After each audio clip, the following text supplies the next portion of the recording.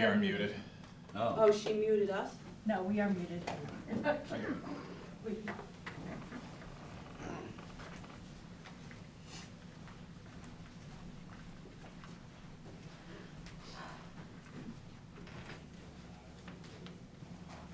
Lauren, can you hear us okay? Okay, very good, thank you. Thank you, Mr. Altieri. You're welcome. I would do that. Touch the screen? I was going to touch it, but I need to break it. All right, it is 7 o'clock. I will call the meeting to order. If you could please stand for the pledge. I pledge allegiance to the flag of the United States of America and to the republic for which it stands, one nation, under God, indivisible, with liberty and justice for all. Thank you, board members. Welcome to the special meeting of the Milford Board of Education. It's March 31st, 2025. Ms. Griffin, can we have a roll call, please? Yes. Megan Doyle, Here. Scott Furmender, I have not heard from Mr. Fermender. Tracy Irby. Here. Tom Koba, I did not hear from Mr. Koba. Lauren Maller, Ms. Mahler's here. She's remote. Christina Preet, Here. Adam Scobie, Here. Mike Smith, Here. Cindy Wolf Boynton. Here. And Susan Glennon. Here. 8 members present, 1 virtual. Thank you. All right, we have 3 agenda items tonight for the special meeting. First, we have a presentation by administration that was requested by the board during our last long-range facilities planning workshop to give us some clarity on some middle school dreams for programming, I guess we'd call it. So I'll turn the meeting over to you, Dr. Great. Kutaya. Mr. Altieri and I will be handling the first item.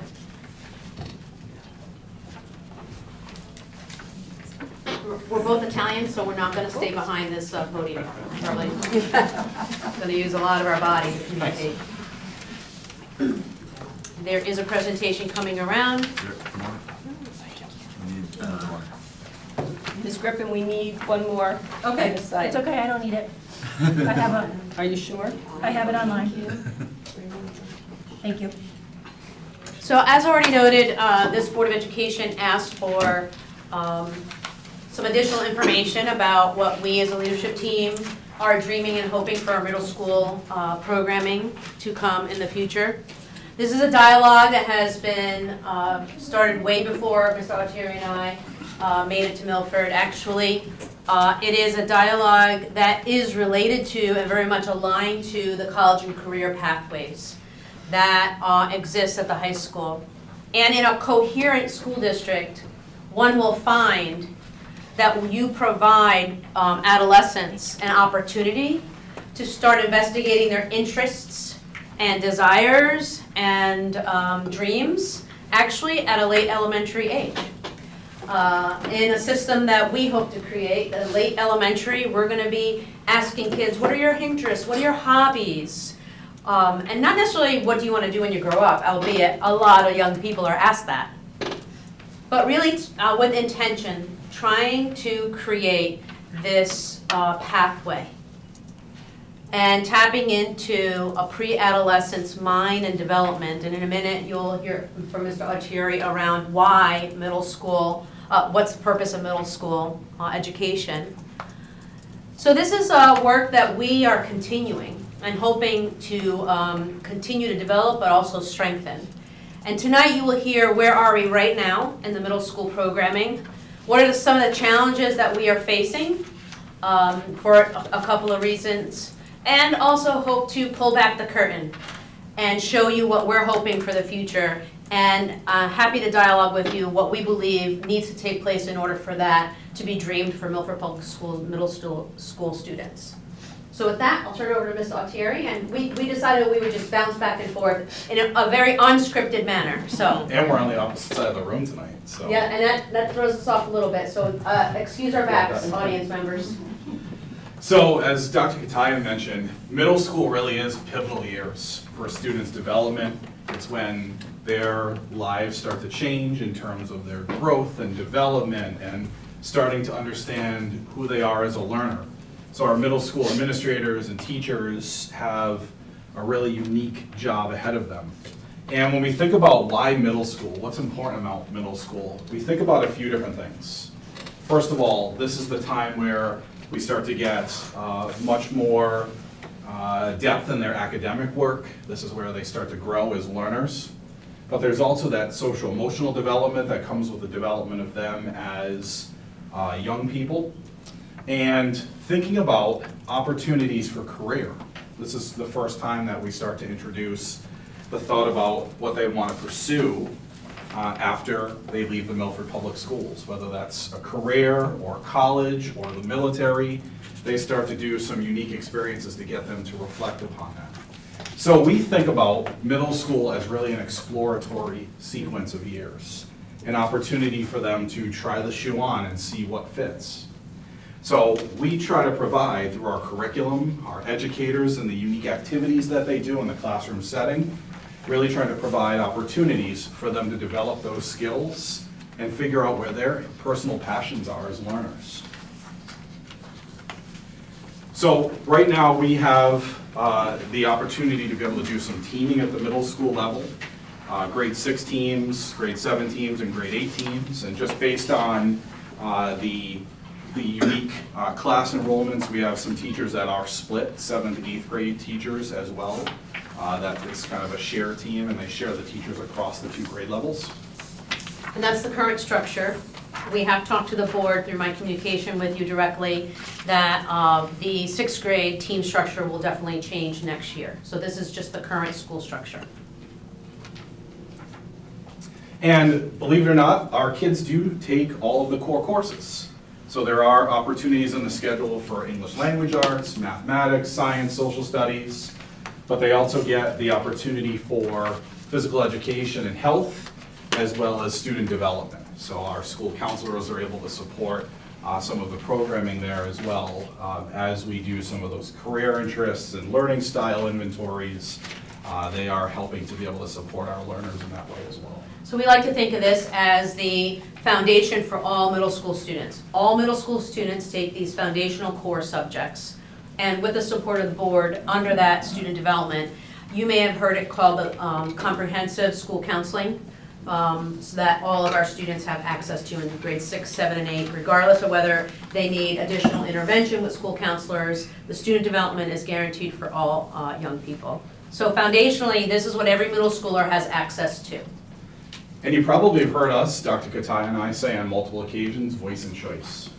And we're fortunate at the middle school level to have opportunities for students to diversify within their electives. So in the next few slides, we hope to give you a little bit of a picture into what opportunities our students have. So when we talk about the arts, currently, this particular school year, 24-25, in the performing arts, students can select to take either band, chorus, strings, or general music. And in the visual arts, we have an opportunity for exploratory, as well as 2D, 2-dimensional, and 3-dimensional art. But what you're going to see, and you'll notice on this particular slide, there's an X through the 2D and 3D. And that's basically an indication that we have looked at class sizes in the arts with our middle school leadership team, and we have, on average, low class enrollments in those areas. So it becomes very difficult to keep all of those classes based on enrollment sizes. So we would be looking at bridging together the 2D and 3D into the art curriculum next year. So students still have those opportunities, but rather than having them as separate, distinct courses, that would be blended into one art course. So while we made progress in the area of voice and choice and visual arts, in the 25-26 school year, we'll be rolling back on that and folding it into the regular curriculum. When we look at technology education, grade 7 and 8, grade 6 basically takes technology education. There is no opportunity to be able to choose and select different options there. Grade 7, the students have the opportunity to take either wood technology, engineering design, or computer science. And in grade 8, we have a little more of the engineering theme. If you remember last year, we talked to you about creating and building out this engineering design and manufacturing course as well. So students in grade 8 have the opportunity to take engineering and wood tech, engineering and manufacturing, or computer science. And then lastly, in the world language, you know that this is our first year for adding American Sign Language. We do see that a lot of our students come to the middle school level wanting to take Spanish. Obviously, we are fortunate that you all support us having K through 12 world language opportunities, and our students come into middle school having taken several years of Spanish, and they look to continue that. So we see our enrollment sizes growing in our Spanish courses. But we're blessed that we have a terrific American Sign Language teacher who is actually split right now across the 3 middle schools. So that limits the opportunities that we have at any one middle school to provide multiple sections across all 3 grade levels. So I think 2 of the middle schools have the staff member 1 period a day. The other middle school has the staff member 2 periods.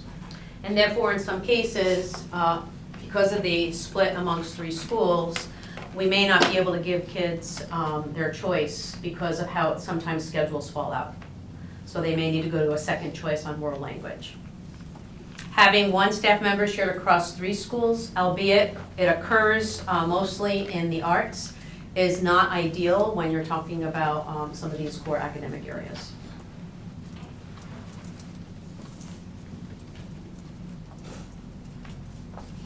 My turn. Yeah, it's not all of us.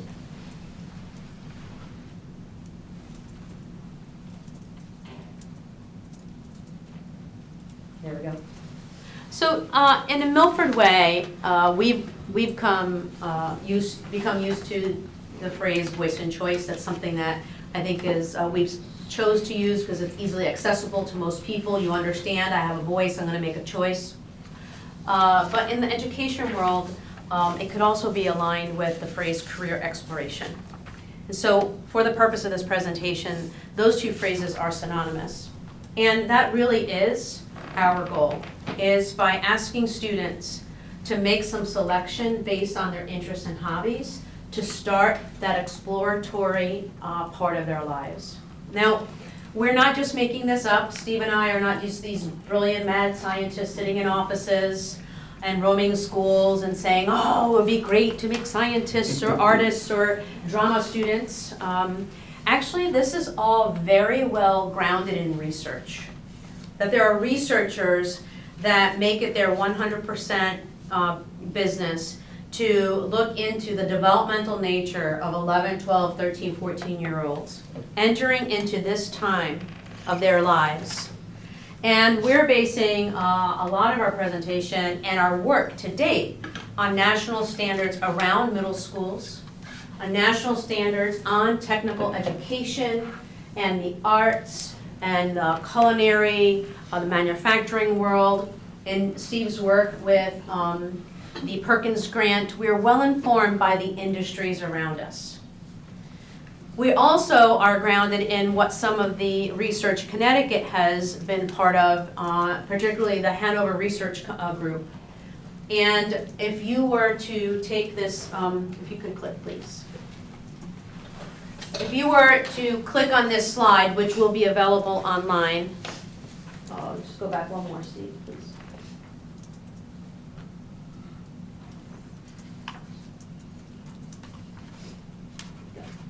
There's actually a document that is hyperlinked into this slide entitled Best Practices in Middle School Career and Technical Education Expansion.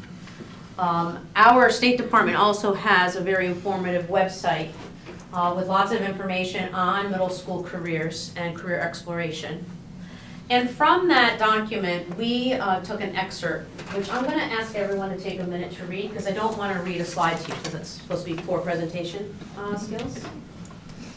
Take a minute if you don't mind.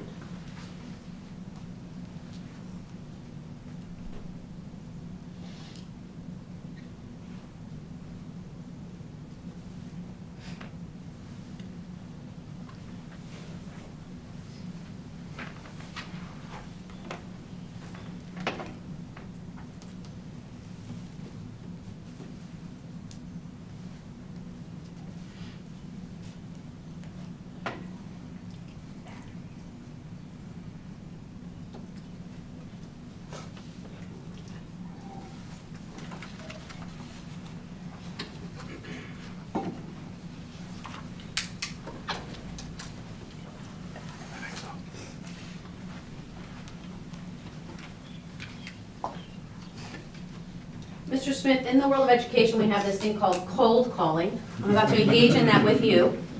What stands out to you? That you've taken me back to my sophomore year in Mr. DeServo's class in AP Bio. So like that's the first thing that came to me. But I mean, the middle schooler kids obviously have, it's a unique age cohort that's both grappling with the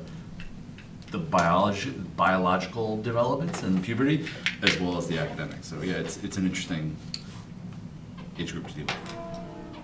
Mr. Scobie, what stood out to you in this?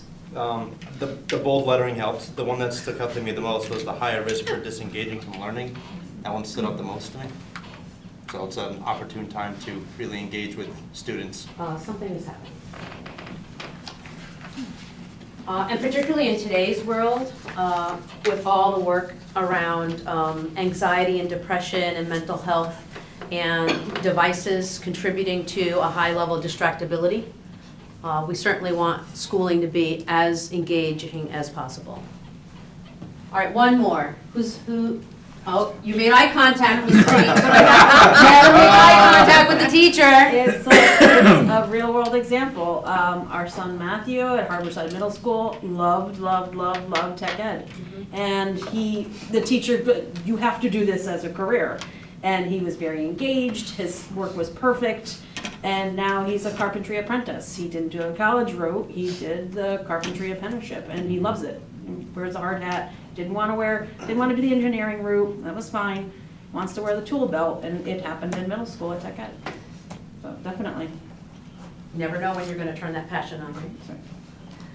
So furthermore, in the research, Hanover research study conducted in 2020, these are some takeaways from the research. Why provide career and college pathways starting in middle school? Well, as the slide states, it helps gain awareness of and exposure to a wide array of careers. There may even be some careers that kids don't even know about that we can expose them to in our classrooms. Self-awareness, occupational identity, developing employability skills from the very, very beginning. And I'm sure some parents would really like some of that to be supported in our classrooms. Developing foundational technical skills, positioning to make more informed educational decisions, and really helping them transition to make a plan for high school. So Dr. Kataya just mentioned the plan for high school, and we actually have that tool. And you saw on the previous slide that Dr. Kataya had you read through that we had that particular piece bolted in there. And that does exist. One of the things that our students do, starting in middle school, is they build these things called student success plans. And think of the student success plan as a roadmap, but it's always changing, it's always evolving. And there's multiple people that support the student success plan, whether that's our school counselors, it's teachers, the students have a role in it. We'd love to be able to get to a point where our families are well-versed in what's in a student success plan. And we do have a technology software program, which I won't get into tonight, that helps us to be able to house the success plans, but also to be able to add some activities in that are career interest inventories, learning style inventories, activities that really get students thinking about their future, not only in school, but also after they graduate. So the student success plan, as we mentioned, are really designed to help students think about their educational goals as well as their post-secondary goals. And you'll notice, if you can see, it's really small, the very top, that's a graphic of our vision of the learner. And we believe that those skills, those dispositions, are the basis for where all of this work starts. And we've really spent some time, starting last year and into this year, thinking about experiences at, specifically this year, the high school level, to bring that language off the page and get students to understand what is in the vision of the learner and how do they demonstrate those dispositions. So we think of, if we're thinking about a bridge, and I want to get from point A to B, and the bottom picture, the little square at the bottom, is actually a snapshot of one of our career pathways, of which next year we will have 7 that are in rotation in the district.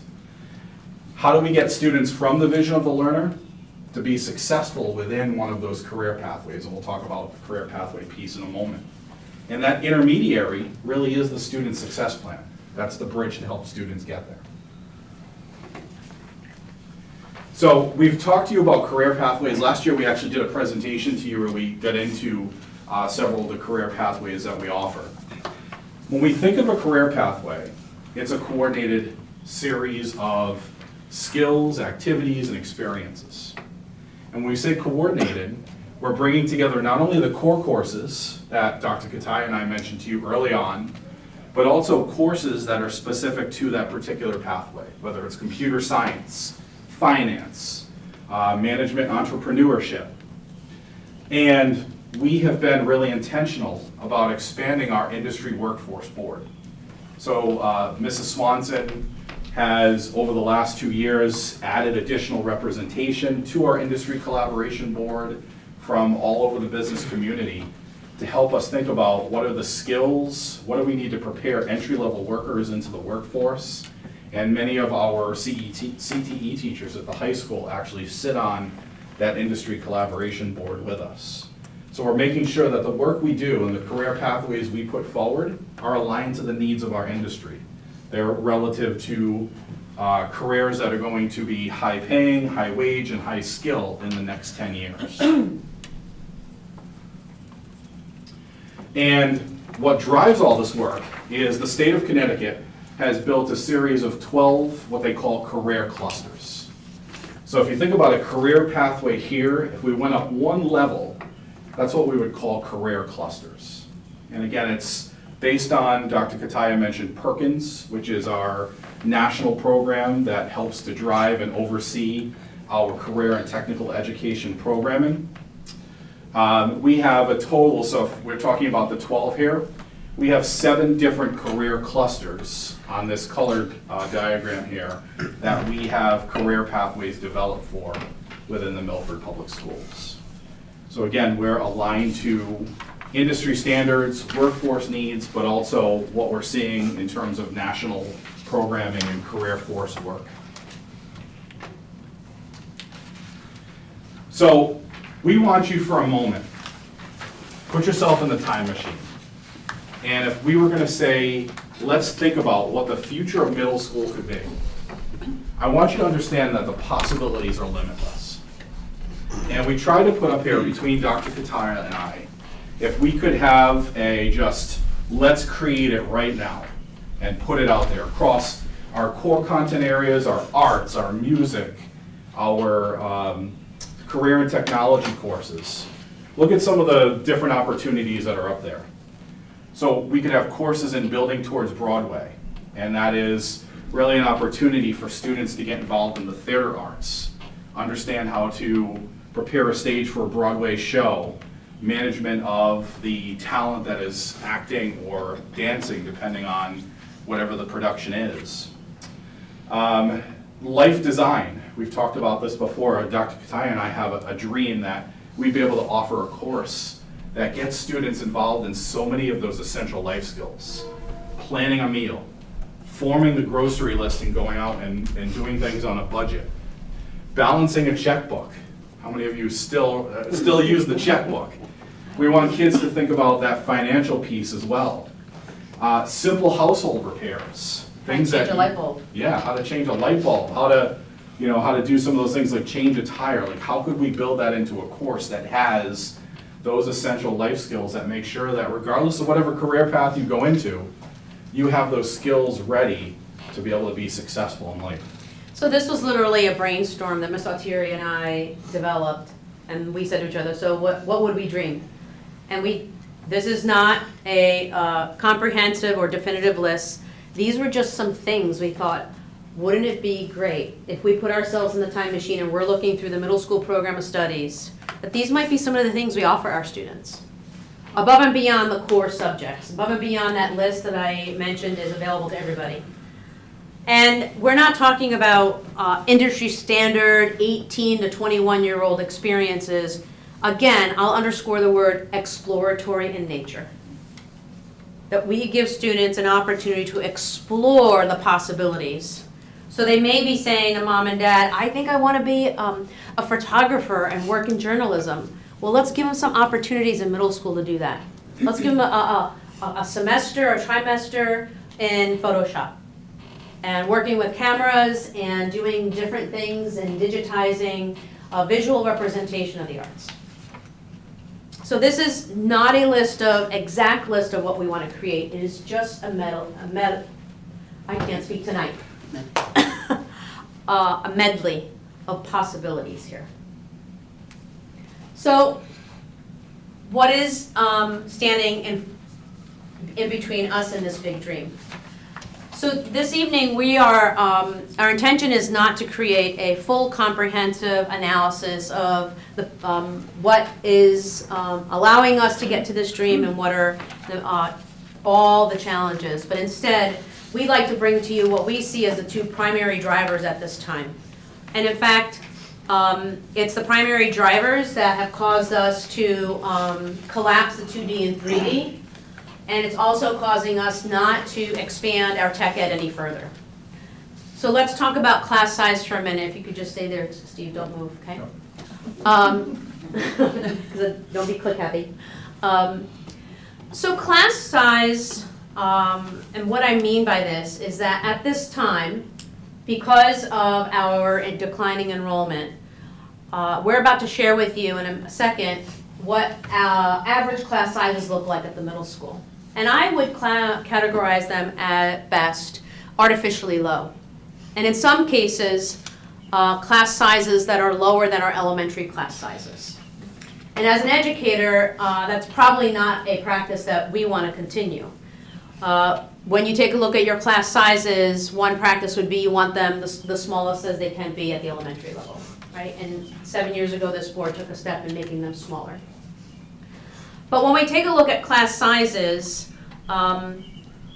it becomes difficult to continue to expand in the electives or the career explorations or the voice and choice because the numbers are becoming smaller and smaller and smaller. So if you have the same number of students and they're already taking from art and music and tech ed and or language, let's say we were to add exploration in Broadway and robotics, okay? We already have something like robotics. But if we add 2 more electives, now we're spreading the same number of students across many more sections, many more classes. Hence, mathematically, that brings class sizes even smaller. So let's take a look at what sizes look like right now. So everybody has this in their packet. We apologize for the small font. All right, I'm going to, before you start asking me questions about all the numbers, this is a simple download from PowerSchool on one given day, okay? There are a lot of reasons why we may have 17, 13, and 7 across those 3 classes. It's likely the way a single child's schedule has laid out. We're not here to take a look at why the numbers are different from section to section. We're just giving you a sample of what class size averages look like at each school and in each subject. So I'm going to give you an opportunity to consume this. I'll explain it. There's a column for East Shore, a column for Harborside, and a column for West Shore, grades 6, 7, and 8. The red box is intentionally put there because those are the quote-unquote, with the exception of student development, my error, those would be the voice and choice classes. So I'll give you a minute to consume those numbers. And the numbers represent average class sizes, so it's not just one single, it's an average across all of the sections of that class that are offered at that grade level.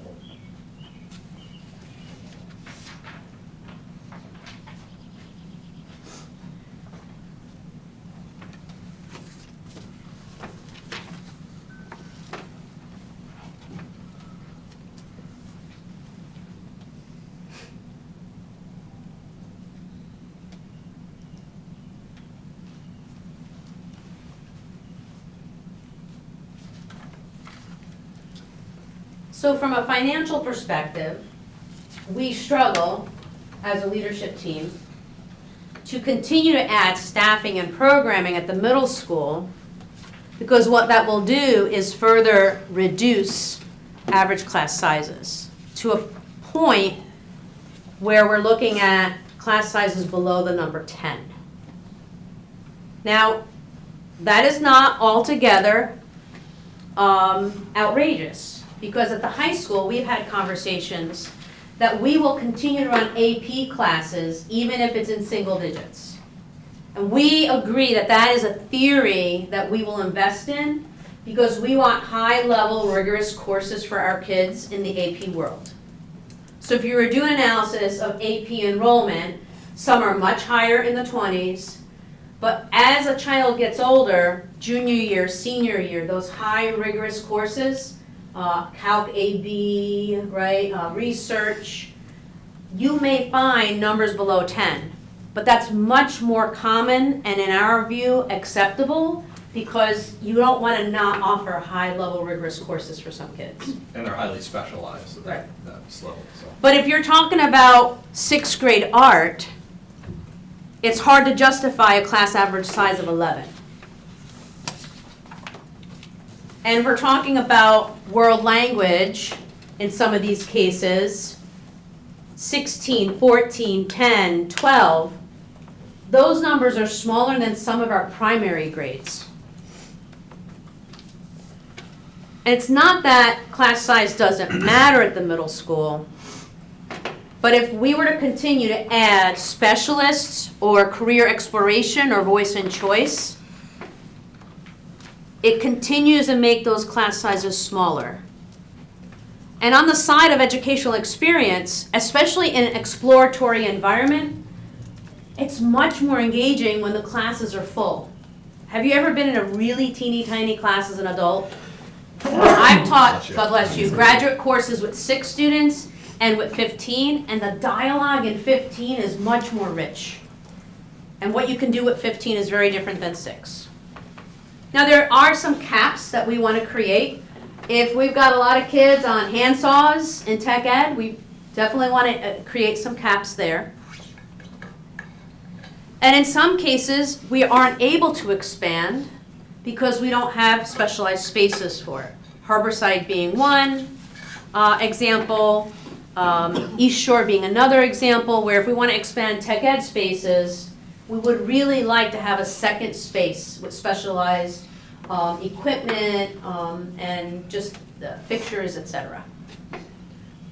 In the world of, let's say, Intro to Broadway, okay? That we would want a specialized space with like a mini, possibly a black box theater. And there actually was one of the courses that we dreamt of was the set building. Because some kids may want to get into drama, but don't want to be on the stage, but they want to be behind the curtain. So 2 big hurdles in front of us would be the continued decline in enrollment is a challenge for us, being divided across the 3. And if we were to add specials, I'll call them specials because that's probably the most accessible word right now, we are continuing to make those class sizes smaller and smaller. And we, with good conscience, can't do that. We can't ask for FTEs and know that we're looking at such small class sizes. And actually, we also are really upset that we're having to roll back on 2D, 3D, because we thought, hey, we took a step forward and now we're rolling back, because it's just not something we can continue to offer. And in the budget that is in front of you that the board approved, you will see that we did try to make something in a change in the area of 6th grade by reducing 2 FTEs in each middle school. So you will see that at East Shore, Harborside and West Shore, average language arts classes are 10 and 12. Again, smaller than your 1st grade room in the district. So while that may be a bonus for teachers and parents, it's just not economically feasible to continue. So we did make that proposed reduction in the budget that you approved for 25-26.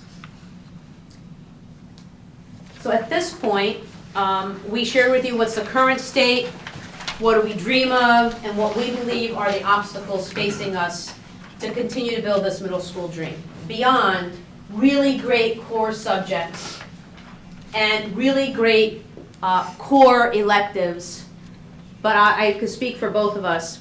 We don't believe that the current electives or the voice and choice that we are offering in our schools is enough to engage our kids in career exploration, setting them up for success for post-graduation. We'd like to do more. So we're happy to take questions or engage in a dialogue with you. Questions from board members? Mr. Scobie? I don't know what slide number it was, but you had mentioned the 7 career clusters. I'm curious if there's plans or hopes to expand beyond the 7, but because of the limitations, you kind of like halted at the 7, or if there was, you prioritize the 7 and that's what you're just going to try to really lock in on and kind of leave it at that. I mean, we're looking at career pathways too that may not necessarily fall into one of the clusters as we go, but obviously, you know, as we've shared with you, we're looking at programming and opportunities to grow programming, especially at the high school level. And as we do that, we would look for opportunities to be able to expand to other career clusters and build pathways that align to those. But right now, it's largely driven by what we offer for programming and thinking about ways to grow that in the future. And in some ways, we are restricted because of facility. Like if we grow our allied health pathway, we really need to do something with the environment that our students are engaging in. We need a little mini clinic or a little mini emergency room with the appropriate furniture and fixtures for that. We also have to pace ourselves because with the blessing of this great city, we received monies for the tech ed department, for esports, child learning center at law. So there's a lot happening. So we're kind of spread thin in that right now. So we're going to have to pace ourselves on the additional clusters. And my understanding of Perkins through the college is you can't use Perkins for infrastructure, things like that either. It's No. just strictly equipment. Yeah. And that equipment is very, very expensive. I You would know. have said yes, Yeah. yeah. So it doesn't go a long way. No, it doesn't. Questions from Ms. Irby? For the voice and choice technology section, is it okay to assume that dedicated space is needed for everything under wood technology, engineering design, computer science, and everything under grade 8, which is the same thing, I guess, engineering design and manufacturing, computer science? So not 3 separate spaces, but we have, in my very limited knowledge of this, that's why we engage industry standard experts. In the tech ed world, we need like a clean room, whether there's planning and nothing that's being manufactured. So computer science, some of the robotics, the coding can occur in the clean room. And then the not clean room, which is where a lot of the creating and developing and manufacturing occurs. Yeah, Did I get that right? the prototyping, Ms. Irby, would be where, like Dr. Katai said, that clean space. And then you would have places where you're executing and carrying out the project that, you know, you're not worried about dust or wood fragments or metal fragments getting into a machine and impacting the function of the machine. So students would design in one kind of like laboratory space and then bring that over into the actual studio to execute the plan. So what's happening at West Shore right now, we just walked this the other day actually. There's the room where you make stuff, the not clean room, and that teacher is sharing a room with I think a special ed teacher across the hallway. And so part of the day it's a special ed room and the other part of the day they are planning and coding, etc. The difficult part of that is at the end of that class, they're moving everything over to the side of the room and, you know, taping you off and saying, don't touch for dear life. So ideally, you would have minimally two dedicated spaces for tech ed. And computer science, like those 2 separate things? Are those 2 separate things, or is all computer related things in one clean room and all physical building separately? You could, it's the limitation of space, it's what you have available. Yeah. Could you do computer kiosks in a room, but also have like 3D printers along a wall or whatever other machinery that you need? We see that as we look at robotics, for instance, when you do the VEX robots, You often need a wide open space for them to actually do the course where they operate the robots. And that's a challenge if the space of the room is limited, because now you're in a place where you have to set the arena or the course up, break it down, move it, so you're able to convert it back to a space where if you had that as, you know, the space was adequate, you could leave that set up and actually have it functioning throughout the school day. And then is there, in the performing arts, the dedicated space for that would be, because there's band, chorus, strings, and general music a classroom, I'm guessing. Yeah. But band and chorus and, Well, general music is not just sit and sing. Again, at West Shore, we were in this room and it was amazing, amazing. There were 4 different electric drum sets, keyboard, piano, guitars. So it's not just sit and sing, right? I basically read that. And then there's another room for instrumental music, and then instrumental storage at West Shore. I think if there's any school that has gotten the music suite right, it's West Shore. But Ms. Irby, that all depends on what we want to offer. So let's say we do a theater strand for career pathway, that'll be possibly a space. Or we could share spaces, right? This general music room I was talking about could dub 4. So now we're getting kind of like in the weeds, like how many rooms we need is really dependent on the strands of programming and the number of kids you have in the school. So yes, and it depends. thank you. Other questions? Ms. Doyle? Thank you. We haven't really talked so much about our elementary music piece, and so I'm guessing that we have band, chorus, strings, general music, all those build from elementary school as we're continuing. All Yeah. those are offered. They start in the upper elementary grade, like band and strings. Typically 4th, 5th grade, you start to see those come in as offerings. My assumption is that music is also better with more people than fewer people. Where you Music is have- what? Music is better with more people than less people. I think so. So, Unless you want to sing for us and let's Yeah. test it out. One person I for- think I was the only student cut from the 6th grade Hypersonic trip, so, because I couldn't remember Twinkle Twinkle Little Star.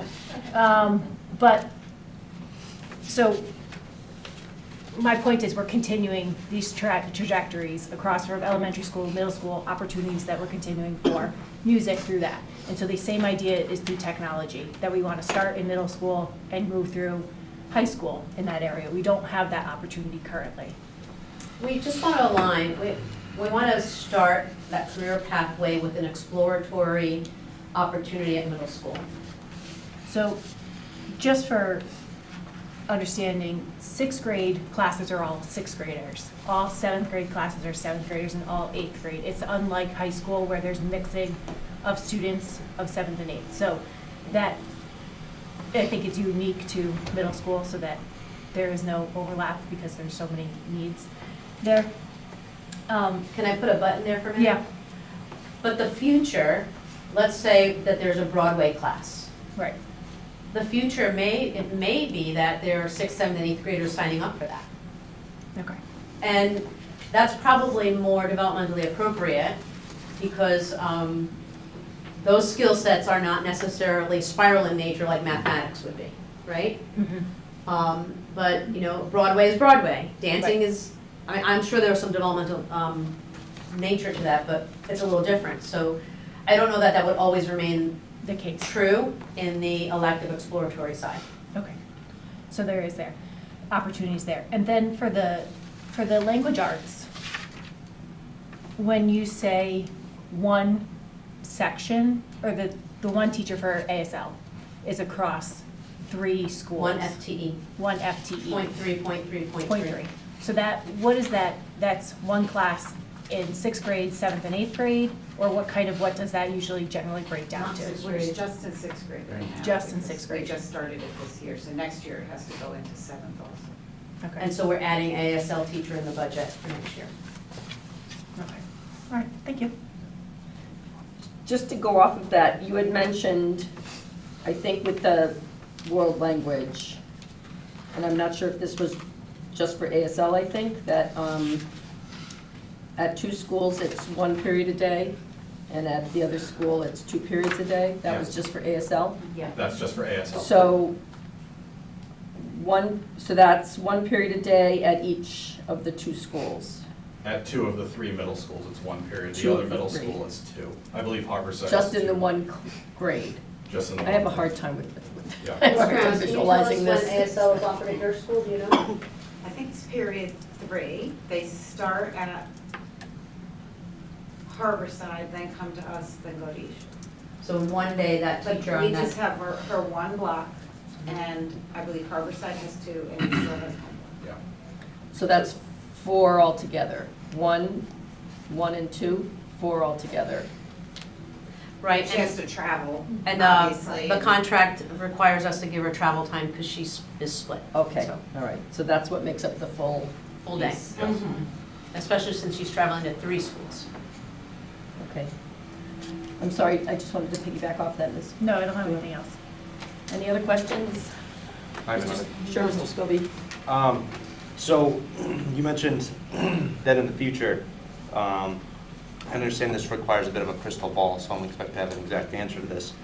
But if we combine 6, 7, and 8 into this Broadway class, do you think that might solve the class size problem? I know it doesn't necessarily solve the specialized spaces problem, but do you think being able to combine the 3 grades into these exploratory classes might solve that class size problem? It really is a Rubik's Cube of scheduling. And I'm not an expert in that, and we don't have those people in the room. She looked at me. Like, no, we don't have the expert in the room. Mr. Hayes would need to be here. Yes. So that is really crystal ball because 6th graders are all gonna be in core classes, and when they're available to go to specials, 8th graders may not. So you may wanna give that opportunity, but 8th grade might be at lunch, because we're keeping them separated, like those 2 groups won't be in the cafeteria together, they won't be in ELA. So while there's a possibility that we would mix 6, 7, and 8, really it's a function of schedule. So we shouldn't really be I don't considering think that you the should count formula on that. of class sizes yet?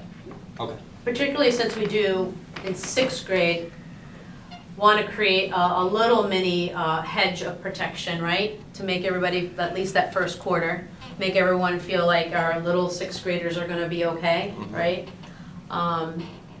We're not going to immediately assimilate into the full body of this middle school, so we want to keep them in language arts together, math together, like, so that function of the schedule may make it almost, it'll be difficult.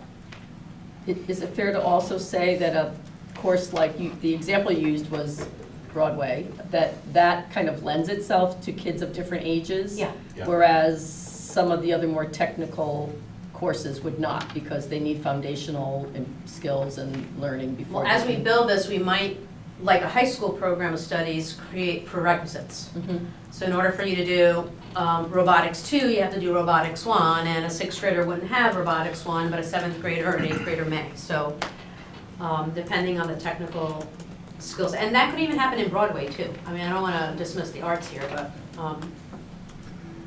Understood.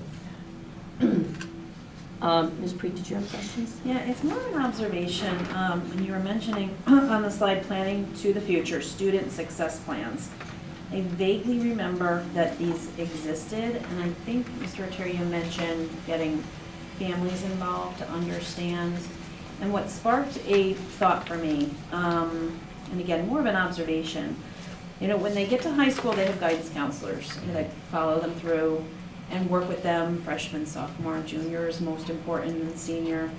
And it's almost in my head, I'm thinking, I would have loved to have known what my student success plan was in 8th grade for my child, so that I can be an active, I think you send them to school and they have their school life, they don't talk, certainly, when they come home. And, you know, the report cards generally are, you know, in Power School, pleasure to have in class, right? And that's what you see. So they do have an advisory person, right? I think each cluster of students does have an advisory teacher, if you will. The homeroom, I think. Is that the homeroom? Okay. Yeah. I'm just thinking it would be so nice as a parent to have known a little bit more about my child's weaknesses and strengths, so that I could have gotten an idea, so I could have known come high school that, this is the way, kind of also be part of the conversation about their future and what they're choosing and what they are excelling at and what maybe that's not an interest, they're just struggling through because they have to do it. I don't know, I'm just thinking through, it would have been nice to have an advisory person, and I know it's difficult because, there are conferences in October, I know that, there's limited time, but to also, as a parent, be an active participant in that success plan, so that I can know where I'm guiding my child and what to encourage or what to say. You don't like it, it's okay, it's okay to not like that, I hated chemistry and I hated statistics, hated them, but I had to go through them, but I also, as a parent, would have liked to have known, it's just like, encourage this, because they're really good at it or whatever, so it's just an observation, There's a little bit of a push and eighth pull. grade. Yeah, Yeah, eighth grade, because we're also trying to build these independent skills in our young people, Yeah, and try to balance the adult presence and developing their skills of making decisions. So I don't mean that there should be no parent presence, but there is a part of the SSP that engages parents, so. okay, good. Yeah. I know they have it in high school, it's just a little bit, if you're talking about career and ready, or career voice and choice, just to kind of engage that conversation. We have room for growth in the SSP area of middle school, Yeah. but we believe that onboarding some of these career pathways will help us actually. Yeah, okay. And we're working on the alignment between middle school and high school now, making sure that middle Yeah. school really sets Yep. students up for high school, and so. Gotcha, thank you. And we do have counselors in middle school. Yep. That work with, they follow the kids through, so. Ms. Wolf-Boynton? So, during your presentation, you talked about your aspirational goals and the fantasies the two of you have on what you would like to see happen. As we consider long-range planning for our facilities, we're looking pretty far down into the future. I'm wondering if you might be able to tell us a little bit about what your hopes are that might happen sooner, because I imagine you're in your ideal world, you're not waiting 10 years for these programs to be in place like you want them. Well, the plan B for this would be to integrate some of this study in core subjects, which is difficult because science is science and it's aligned to the NGSS and we're tested on that, and that's high stakes. So you don't really want to mess too much with the curriculum that is nationally aligned. And where do you fit in a tech ed experience in science? And the setup, and the science teachers are already teaching so much. So plan B would be to integrate to the degree possible into the core subjects. The other plan would be to revisit what we already offer in art, music, world language, and even physical education if you want to throw that on the table. But then, Ms. Wolf-Boynton, that means pulling away from tradition and traditional practice. And that can be hard for a community to wrap their head around. So we're likely, the best answer to that is that we are at the thinking stages of that. So if not that, we are sort of waiting on you to see how to move forward in these areas. We know that we have to roll back in art. We can't expand in tech ed. Some of these career pathways would be incredibly difficult to start up in just a general ed classroom in a typical 6th grade, let's say, language arts room, right? There's still some basics that you need to get in through language arts, but you could probably fold in some of these pieces. So that would be the best plan B for now. And if I can ask one more question, the page that you had us read about why middle school career exploration, I'm wondering whether the current mindset or social, emotional state of our students, and perhaps I'm not expressing that exactly the right way. Where students' heads are at and where they're able to focus better than others, I'm wondering about the culture, the mindset of students right now, and, whether post-COVID, at times make something like this more urgent than might necessarily be the case. I think we're seeing engagement from students in school based on what they are learning in class. Like I said to you earlier, there's so much of that individualized interest, what they want to do in the future, the courses that provide those hands-on, authentic applications. That's where we see students thrive in terms of their learning. So I don't think that it necessarily wasn't there before COVID. I think COVID helped to exacerbate it and move it along a lot quicker, and we're seeing that as technology grows and expands and students have opportunities to learn a variety of careers and experience different things on their own. Our coursework also needs to follow that to maintain that level of engagement, have that connection to school. Ms. Wolf-Boynton, in that same quote, somewhere in there was something I read in the research. These career pathways help with many other skills that are not outlined in a report card. Maybe, pleasure to have in class, but we're finding that our adolescents are coming in with decreased problem-solving skills, critical thinking, ability to work through a negotiation, listening, communicating, and we're also seeing across the state chronic absenteeism increasing. Mr. Autieri shared with you just last week, I believe it was, that our number is up to about 21-22%, and there should be an outrage over that, and that number is trending with the state, so it's not just a Milford issue. But disengagement is increasing, absenteeism is increasing, mental health is increasing, and I think if we can get our kids off their devices in middle school and hands-on working with each other and not just sitting in a desk, I'm not saying that they sit in a desk all day, but you know what I mean, right? I think it could start to solve some of those other pieces. It could be part of the answer. And I'll also go back to your other question. What came to mind is a plan C could also be that we look at expanding after-school experiences, but then you don't get to every kid. You just get to kids who have a mom that can pick them up or have an interest to stay, right? So that could also be a possibility, but that also costs money. Now you're paying teachers, you're running buses. Mr. Smith?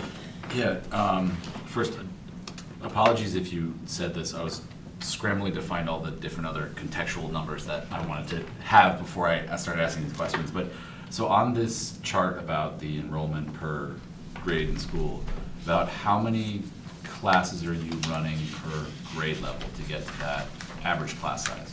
Because thinking back. So that's why I said to you, I know you're gonna start asking me questions about these numbers. It's just a dump from Power School. We would have to sit with each principal and say, okay, in 6th grade, how many classes, et cetera, but. Okay, yeah, because thinking back the decades ago when I was at Harborside, I think there were usually multiples per grade level, and so, right, that's. Yeah. So in 6th grade, there are 2 teams. Yeah. So you have double of everything. You Mhm. have two social studies, 2 science, how many LA? 2. So that would be 10 sections each, because there's 2 complete teams. So each team has 5 teachers, times 2, that's 10. Right, okay.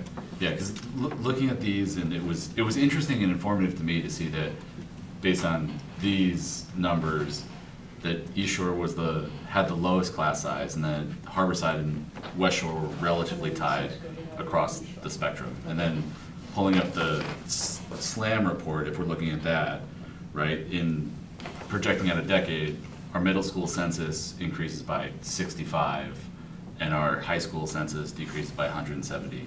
And so it's just trying to wrap my brain about the current status, the program, the projections, and how we make all those decisions. And I guess I think you just started answering with Ms. Wolf-Whitens about what's the difference between our hopes and desires for what students want, and also their appetite and interest, because it is one of those things that I think that's part of the balance we have to try and find. So, thank you.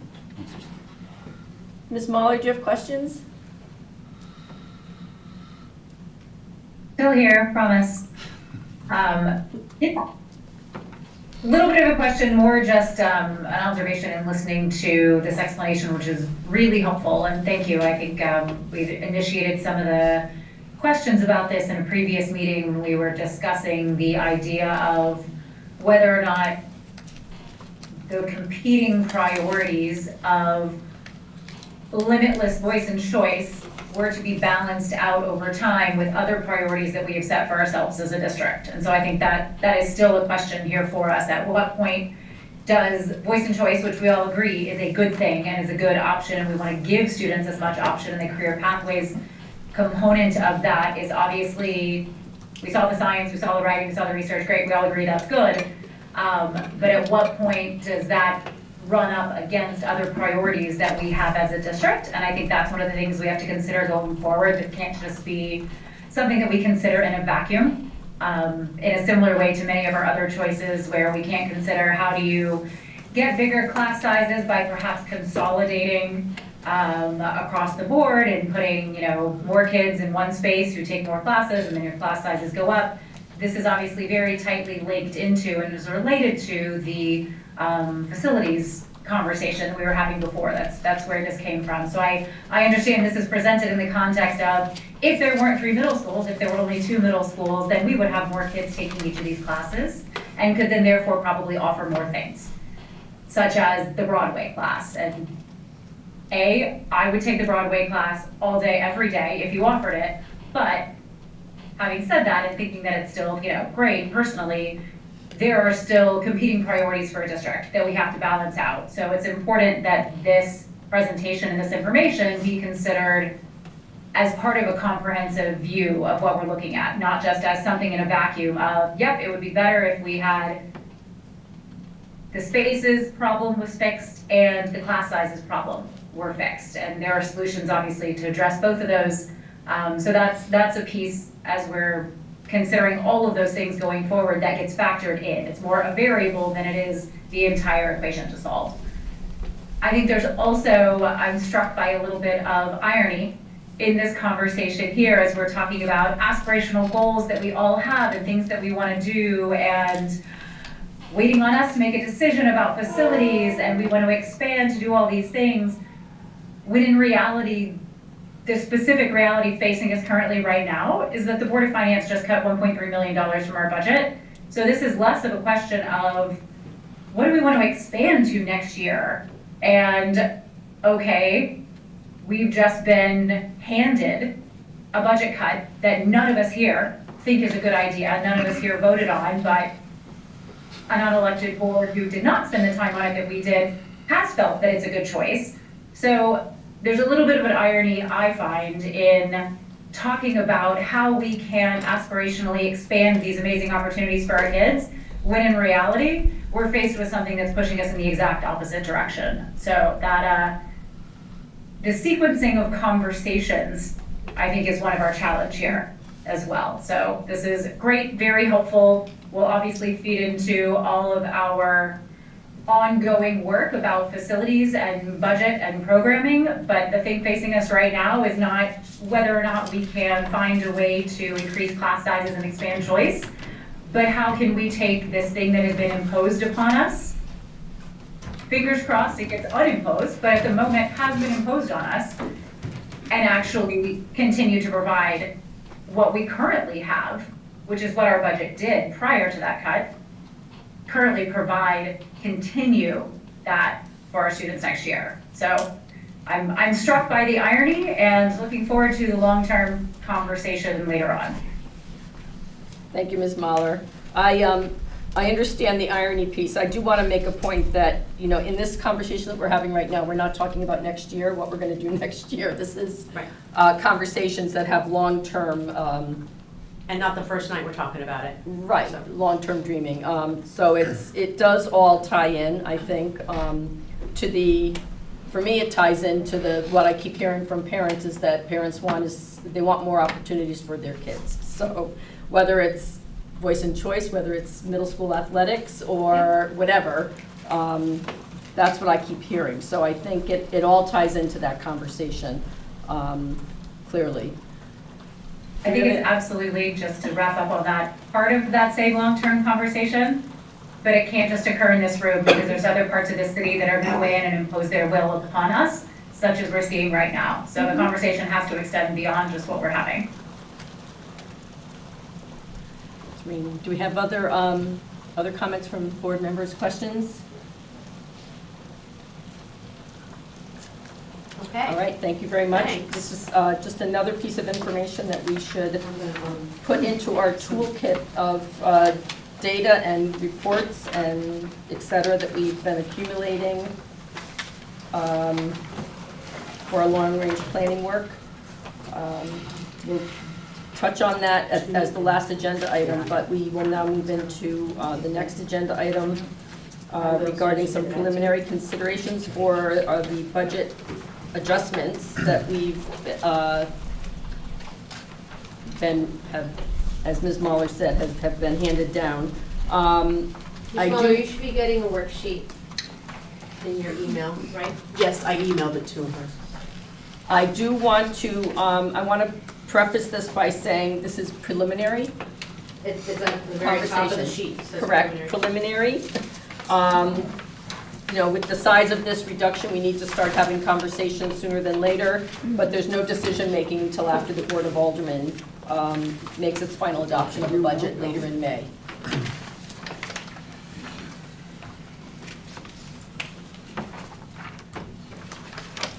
You guys are getting that.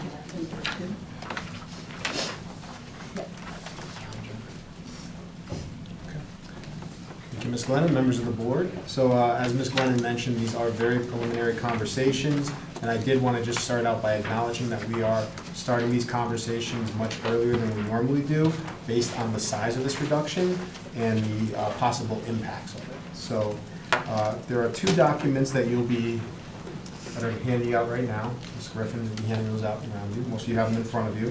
The one I'd like to focus on first would be the one that says preliminary considerations for 25-26 proposed budget reduction. Ms. Mahler, did you get the worksheet? Okay. Perfect. So as the board is aware, on March 19th, the Board of Finance reduced the Board of Education proposed budget by approximately just underneath $1.3 million. A cut this deep really requires administration to review all possibilities at this time, and what we are trying to accomplish is to minimize the impact on a student's educational experience. In addition to that reduction, the board is also in conversations about long-range planning. And some of the conversations that have occurred through that are the discussion of a possibility for a long-range facility study in terms of like site surveying and things of that nature. We would need to also plan for that component of this as well. So on this sheet, you'll see the Board of Finance budget cut is exactly $1,286,419, and the approximate cost of an RFP for that potential long-range planning would be approximately $250,000. And that is an approximation at this time, based on some of the preliminary research that we have conducted to figure out that number. This would bring our total 25-26 total budget deficit to just over 1.5 million, which is listed on the sheet there, $1,536,419. Also, I would like just to kind of make a quick mention that this list is not comprehensive of some of the challenges and needs that we are expecting for our upcoming 25-26 budget. As many of you are aware, there are a number of issues that we are currently experiencing even in our own personal lives with rising costs. And this is something that we have identified some initial areas that we're currently exploring further, that we are anticipating there are going to be additional deficits for our upcoming 25-26 budget, and we will, as we are researching those, we will bring those to your attention in the coming weeks. As a reminder to the board, our current proposed budget that Dr. Kataya presented back in January at the budget workshops is talking about the great work that we're doing in our classrooms and the continuing of this work, and that we were not going to be engaging in any new initiatives at this time. So heading back to our development process, and I was reflecting back on this the other day when we were going through our rigorous process of developing this budget from the ground up. This was a really difficult budget year, and we really struggled with it. And we encountered so many challenges throughout the process, facing these rising costs, looking at what we can do for our students to make sure that we are ensuring that educational programming, and it was very challenging. And I would say it was quite a feat to even come in at the 4.8%. That was painful, I would say. And what we really tried to accomplish was looking at all the operational costs that are outside of our control. Things that there's nothing we could possibly do about that, but also try to provide the best educational experience for our students. And some of those operational costs that are outside of our control, like electricity, natural gas, insurance, supplies, these things are we just can't say, no, we're not gonna do these things. These were things that were fixed costs. So when we're looking at a cut as deep as 1.3 million, it's really gonna hurt. Just for example, if we looked at that cut individually at each one of our levels and at the district level, like just to give a couple quick examples, right? This could be something like rolling back STEM labs at the elementary level. It could be cutting middle school language programming. It could be cutting AP classes at our high school level. Those are just 3 of the possible examples of something that this could possibly impact. And I also want to mention that those 3 examples that I just provided right there are not the exhaustive list of this 1.3 million cut. So something this deep, those 3 items I just mentioned would not even reach that 1.3 million cut. So it would really cut much deeper, and that would affect programming for all of our students. So it's really something that we've been, with a heavy heart, we've been looking at and exploring different possibilities here. So if you take a look at all these different programming opportunities, when you start making cuts like that, that's going to impact all of our students across all grade levels. So as a result, we started thinking about other possibilities, and as we mentioned, this is just a preliminary conversation, a preliminary discussion, and we explored the possibility of a potential middle school closing. So on this sheet, you will see that right underneath that 25-26 total budget deficit, you will see it listed as our preliminary estimates for that estimated savings of closing a middle school are at $1,339,327. So taking the anticipated total budget deficit that we currently are at, with that estimated savings of $1,339,327, the additional funds that we would need to reduce from our proposed budget right now are just under $200,000. So that means even with, let's say hypothetically, closing a middle school, given the cut and these potential impact of this facility study, we still need to find $200,000 somewhere in this already tight budget. Next, I'd like to transition over to our other document, the one that says estimated savings of closing a middle school. So what we did here is we tried to give a deeper dive into the thought process and calculations that went into coming up with that number, that approximation. And I know I've mentioned this multiple times, but once again, I just want to say it, these are preliminary estimates.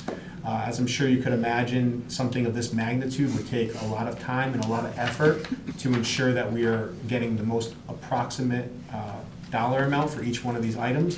And in the couple weeks that we had to kind of gather this information, this is just our preliminary look at it.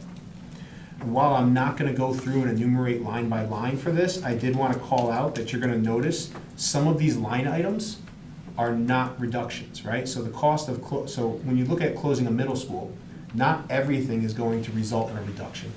So just a couple quick examples of that. There's going to result in some moving pay. Unemployment compensation could result in a cost. And additional transportation, we are currently anticipating 1 additional bus needed in order to transport the students to those 2 middle schools. You will also notice that on this sheet, it's kind of following a very similar format to what you would see in the budget book. We tried to follow a similar structure with calling out those line items for you so you can see exactly where that 1.3 came from. And then just one more final piece I wanted to highlight on this document is that the actual facilities itself, if you take a look at that section down below in the 4,000s, the actual facility only results in a one-time savings of $148,000, approximately $148,000. So that facility isn't the main portion of the dollar amount that we'd be finding savings in. It would really be in that staffing piece. So I thought that was an important piece that I just wanted to make mention of. So as we mentioned, this is just some preliminary thinking at a very early stage in the process, and we will continue to explore options and possibilities and do our research on our side to make sure that we are trying to make the impact on all of our students as minimal as possible.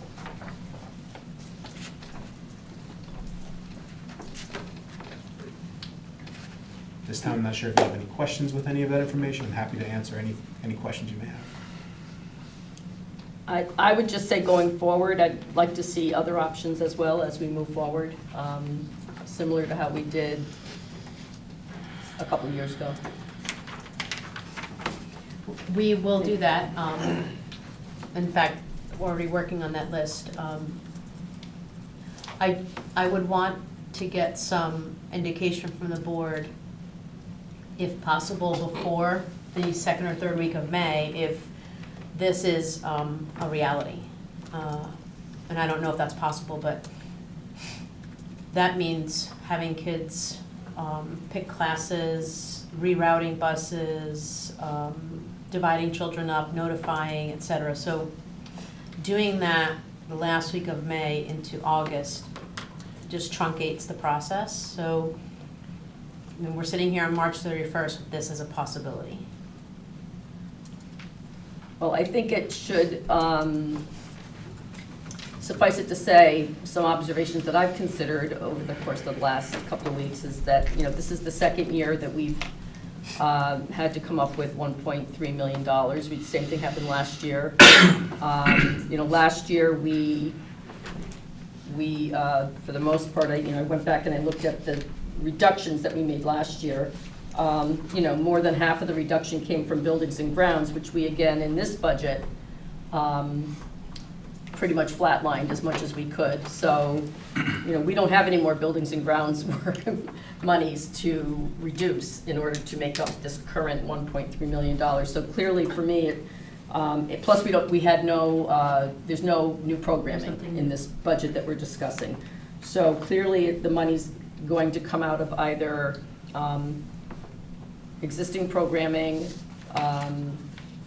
You might be able to find small savings in central office, but again, you're not going to make up $1.3 million. And you run the concern that, we're starting to see gains in our forward movement in the work that we're doing, based on the work that we're doing, not wanting to, move backwards in terms of the progress that we're making. So clearly, a budget reduction of this size 2 years in a row, to me, it has the same effect as the $2.8 million that we were looking at, 2 years ago. But respectfully, Ms. Glennon, also, it's really 3 years, and the Board of Aldermen, they came together and they restored a good portion of that, so we're really grateful for that. But if we're looking at the signaling coming to us from our community, 3 years in a row, it's been more than $1 million reduction. So as a leader of our system, I can't just be tone deaf to that, right? So it is 3 years now, 1.8, 1.5 was it? 1.3, like, those are huge reductions. Correct, and I hear you. We have to have a conversation somewhere along the way. At 4.87, do the homework across the state. That's in the lower range of increases of school districts this year. I had colleagues come out with 10. I'm not saying that we, although maybe somebody else wanted to, but we were on the lower side. And for one of our Board of Finance to reference the good old days of when we were in the 2%, that is not representing our current reality of the economy. So while this has been 2 years that we've had to actually come up with a number. After this, we really need to entertain a serious conversation with town bodies on what's the expectation. 1.8, 1.5, 1.3, that's not sustainable. And we have no more FTEs to pull from on declining enrollment like my predecessor had. So the days that were referenced at the Board of Finance meeting is when FTEs were being reduced. And I say this every year. We are a human capital driven industry. Most of our budget is salaries. So respectfully, I would say that we need to have something after this. Correct. I don't disagree, and as a matter of fact, I have said that part of the basis for the long-range planning work is this exactly it. And while not everybody might agree with that, to me, that is very clear, that we are getting mixed messages, if you want to call it that, but clearly we are being told that we need to try to get our budget under control. So hence the long-range planning work that we're doing to try to alleviate some of that. And I mean, I don't disagree with that, I understand it, so I'm not being critical in terms of that to you. No, I'm sorry, I didn't mean to. And yes, the 2% comment, you know, people forget that we, as a board, you know, we build on prior knowledge, and, you know, so we've discussed that over and over and over again, that, you know, we've gone over that, we've explained why that could happen years ago and why it can't happen today, so it's frustrating to have those comments continue to be made. But I do, and when you have a budget reduction of this size, everything needs to be on the table. I think as a board, we need to look at all the options. So we, you know, again, this is very early in the process, but I don't know that well, I'll leave it at that. This is very early in the process, and anybody else? I feel like I should be quiet now. Ms. Doyle? Thank you for this information. So I'm thinking about the last few years as well, and I think of how come in about May, we start putting freezes on every single category of where we can take money because we're gonna have special education overrun costs or legal expense costs or general inflation or other fixed costs. So as it is, our budget doesn't fulfill our needs as a district. We managed to do it by finding efficiencies, which is such a inefficient word to describe the circumstances. And for years before, we always took grounds and maintenance as where our overfund came from if we needed to do that, which came at a sacrifice of our schools for maintenance, which we've said over and over again, Mr. Bradbury has done miracles with nothing. So if you look at the numbers here that we're really looking at is the 1.25 savings is people. And it has an effect. It also has an effect on who we look like as a district, as we have to cut teachers, because we have spent so much time investing in teachers and staff to be in this district. All of Ms. Capazna's time is wasted at that. So I think we have to come to a consideration or a conclusion at first that we have to move forward. And I don't know where we get it without closing a school, truthfully, because I've sat down, looked at the budget, line by line by line, every single one time I've been on this board, and we start from zero. And there's not a lot of room. And it may seem like 1.3 isn't a big deal when we have a budget of over $110 million, but when we're talking about people, it's a huge cost. So it's disappointing that we're in this position yet again when we're engaging in the work of the facility study and where we were going long-term, because we heard the conversation from the Board of Aldermen, at least I did, and the Board of Finance. And I think we made, at least I personally believe that we wouldn't make any large, hard decisions like this unless we had a plan to go forward. And I think that throws a huge wrench in it, this cut, that we have to make a decision that is going to affect our children. The last statement I have is that if you think about it, we just talked about the ALS instructor. Here it says one instructor, we budget $65,000. For $65,000, we get to give every single sixth grade student the opportunity to take ALS. So very small costs. provide wide opportunities to our students. And we've done that over and over across the district. So that means, to Dr. Kataya's point, we're cutting programming by little chunks. Small cuts have huge impacts. Mr. Smith? Yeah, thank you.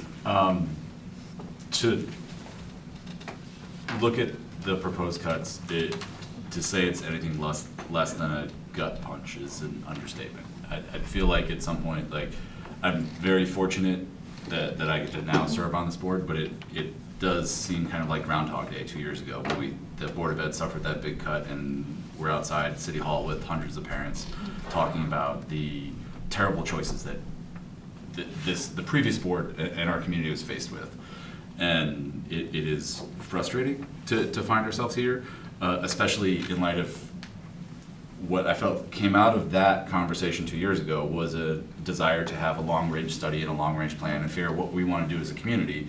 And this cut and this first choice of hopefully a few in front of us it certainly just short circuits that conversation. I feel like we've done a really good job the last few months having a thoughtful conversation as a community with awesome input from a whole bunch of stakeholders, not just parents, but community members, and we're working towards that vision of the future that moves us to a community that doesn't have schools that are, the newest one was built in 1973, right? We're moving towards a vision of the future of a community and a school district of what we want to do, and having to suffer a cut like this and trying to solve for it is really, really challenging. So very much appreciate this possible solution you gave us, and I know it's not going to be easy, but I would very much appreciate other alternatives. And like I said, certainly, like others have said, this first one is focused on facilities. We are a human capital district.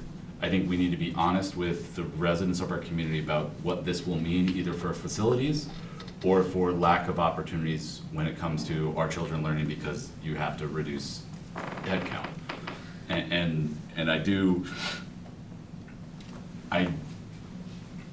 as weird as it is to say, I very much also hope this is the only budgetary reduction we'll have to deal with. Because I don't know if folks have seen, but on Friday, the Federal Department of Education announced they're withholding another $14 million of Connecticut federal education funds. The State Department of Ed is still trying to figure out where exactly those are distributed across all of our districts. Thinking back a few months, I think it was about $2.5 million we get from the feds across all of our titles. And I hope none of that is at risk, but if we're looking at all of the story just broke a few hours ago. We're all looking at each other. Yeah, the Mirror just Did we ran a miss story this? a few hours ago. Yeah, so it was, as of this afternoon, SD still had to figure out where all those cuts are gonna land. But it is, we're gonna have some really tough choices. Hopefully, the budget cut that the Board of Finance has given to us, maybe it'll be reduced by the Board of Aldermen, but knowing what's happening in Washington, knowing that level of uncertainty, if the federal government is actively trying to withhold additional education dollars beyond the 14 that they've said they're doing, we have really tough choices ahead of us. And so I think we need to be, as hard as it will be to have those conversations about what our education system looks like, we need to look at both facilities and the staff. And it's frustrating to be in this position, but I very much appreciate us starting this conversation early and trying to have that dialogue, because as fortunate as I feel to be up here, it's also, I feel like my job is to represent the community and the constituents. So the more time we have to have that conversation, the better choice and vote I feel like you can have. So, thank you. I think it's best to also try to remind people, I think that, these are two separate conversations. We have our long-range facilities planning work that we're trying to finish up. And then this is like a side conversation, but, and it is like a short circuit, I think, as somebody said, but we still need to try to keep ourselves focused on the two different pieces. Did you have something, Ms. Wolf-Boynton? Well, I agree that they're two separate things, but they're also very much connected, right? We embarked on this long-range planning because we received this edict from the Board of Aldermen that, we had to look at our rising costs, and we had to look at how we could curtail them and be as efficient as possible. And I'm trying really hard not to repeat, but I guess I'm going to say it anyway, the phrase that you used, Ms. Glennon, about we were told to get our budget under control. And you know what? I hate to repeat it that way, because then it sends it out into the universe that our budget somehow needed to be brought under control. And really, if you look at the past several years, like, nothing could be farther from the truth. As my colleague said, we start with a zero budget each year. We cut so much, we put so many things off last year. We can't do so many things again this year, including doing essential maintenance to some of our facilities and grounds.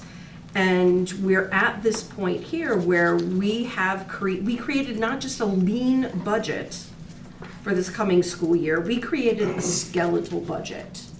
And we made it really, really clear that if there were cuts that were going to be made to this budget, that it was going to mean schools or staff. And I am flabbergasted. I just don't understand how this number, I don't understand where this number came from. I don't understand what the logic is behind it, because really no details were shared. And we're the small city with the big heart. I think our heart's gotten really small. And we talk about having really great education systems, and we're about to decimate them. So, I really, this is we have a big problem that we have to deal with, but I think that the city is setting itself up for a much larger problem by making these cuts.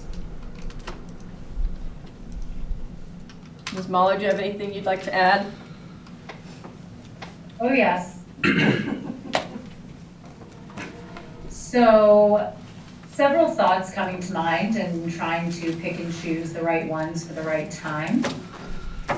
And my first thought is that listening to everyone's comments and everyone's feedback and everyone's thoughts about this particular version of the proposed cuts, fully acknowledging that we do expect to see other options. I get that. Other folks have said that, and I support that as well. I'm mostly struck by how incredibly diplomatic everyone is being, and I will give credit where credit is due to all of you who are doing so. I do not deserve that credit, because I am infuriated by the situation that we're in right now, and I'm not going to pretend like I'm not. I'm not going to pretend like this is something that we have to do because we think we might need to, and maybe the community wants us to, and all of this. Absolutely not. This is not what we have heard from our community for 3 years. This is what we have heard from the Board of Finance, who is unelected, who represents no one from our community, who has no constituency that it responds to, that it answers to, that has very little transparency in its discussions and deliberations, and convenes for a small amount of time every year, and then rains down, as was pointed out, edicts upon the rest of us that we then have to hope someone else solves, or else we are the ones who are stuck figuring out what to do with that information. And this is the third year this has happened, has occurred. I do not think it's fair to say that we have gotten signaling from the community that we need to change things. Absolutely not. We've gotten signaling from the community that they want to increase opportunities and continue along the trajectory that this board has been following, with the vision for the students of Milford and for the school district and for the community. And the leaders in this community, current, past, wherever they may be, Board of Finance, have not stepped up to stop anything. We have done our work here on the Board of Ed. We have put in the effort, we have put in the conversations and put in the time to study this and to look at the details. And those who have not are making decisions that now impact the rest of us. So I understand that the budget process is not over here in town. I expect we will hear quite a bit more from our community again. And I just really hope that our town leaders step up and put their money where their mouth is and actually prove that they do support the schools here in Milford. Because as we have pointed out, and as several folks have pointed out in, again, much more tactful language than I choose to use right now, this is a budget that does not expand, it does not bloat, it does not stretch into areas where we don't need to be.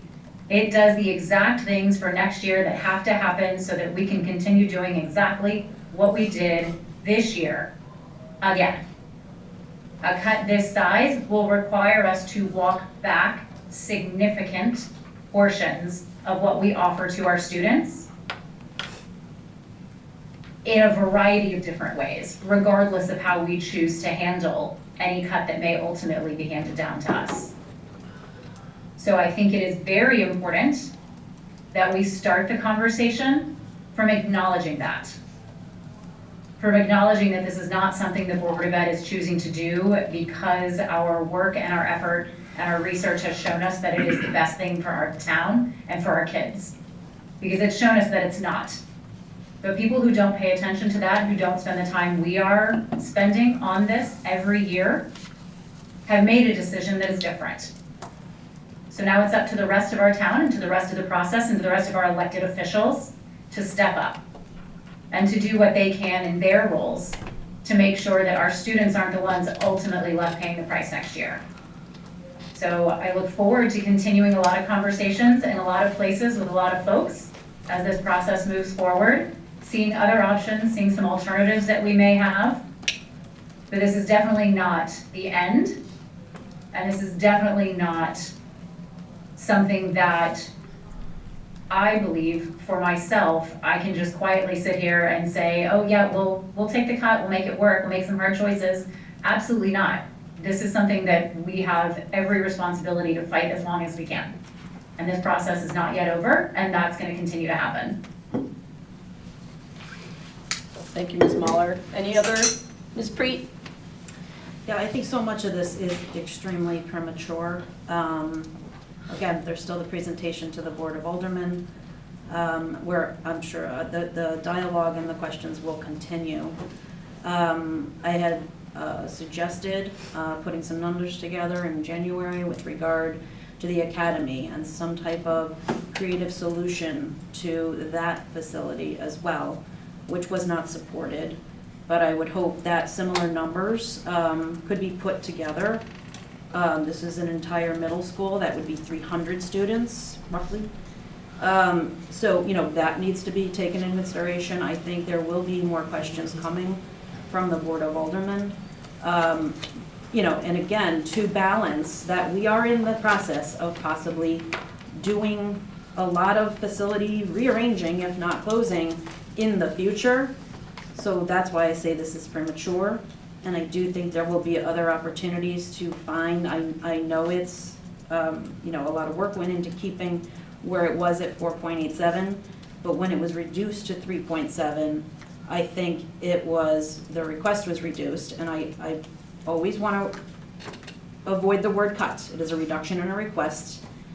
At that 3.7, I think there could be an opportunity to dialogue about where that might, that reduction in the request might come from.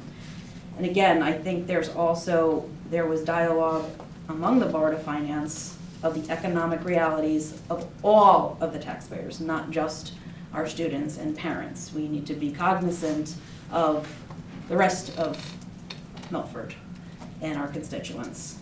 So I do think, you know, certainly the dialogue will continue. Mr. Scobie? So, I just wanted to say, I think the fact that we have to have this conversation is just extremely disappointing.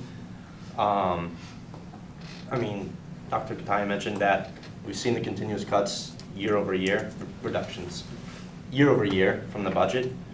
when you said your colleagues are seeing increases of 10% in some areas. I think that's very indicative in the fact that the Board of Finance hasn't been prioritizing in investing in our future and our children. I understand that there are other people in the city that we need to take into account. I understand that, but ultimately, at the end of the day, our children are going to be the future of this city. That is the number one thing we should be investing in. And the fact that we went for, 4.87, again, when other districts are hitting close to 10, and not that I'm looking to double what we went for, but the fact that we couldn't even hit close to 5 when other districts are hitting double that, it's just kind of crazy to me. And again, I'm the newest member on the board here, so there's plenty of things that I'm catching up on, but the long-range plan, which I understand is different thing here, two different things I should say, but that was about creating efficiencies and then maximizing programming for our students. And I feel like a budget cut like this is almost like holding that whole plan hostage, holding almost an entire middle school hostage, and forcing us to clean up this mess when, as everyone has stated here, the community is very clear that they want to continue investing in our students and our schools. And yet the Board of Finance, an unelected board, is seemingly making these decisions and then forcing us into these conversations. And I kind of want to pull back to the long-range planning, one of the meetings we had a few weeks ago, maybe it was last month, where in order to reduce down to 2 schools, we needed expansions on 2 of the schools. So if we do have to move forward with this, I understand that alternatives may come up, but if we do have to move forward with this, how? How do we do this without the expansions that don't exist yet? So I think these are a lot of really important conversations we should be having. I understand that there's more time to talk about these things, which is great. But 1.3, I don't know where that money is going to come from. It sure seems like it's going to need to come from salaries is the clear message here. Closing down an entire school, again, feels like it's being held hostage by the Board of Finance at this point when, again, the community wants us to be investing further into our schools. It just seems really backwards to me. I don't know where I was trying to go with this. I'm extremely disappointed. That's I think where I'm going to leave it. Mr. Smith? Just real quick, and Mr. Scobie, you just mentioned one of the things when I was going back through on the other part of the presentation, I did find the report to exactly your point, right? If we do consolidate, if we do close one middle school, they're looking at the Silva Petroselli and Associates. We would need to reallocate those students to other schools, and you're looking at about 102,000 square feet. And so if the quick math, and defer to others who are better at arithmetic than I am, but it's about $102 million of capital expenses that we'd need in order to rehouse these students in other buildings.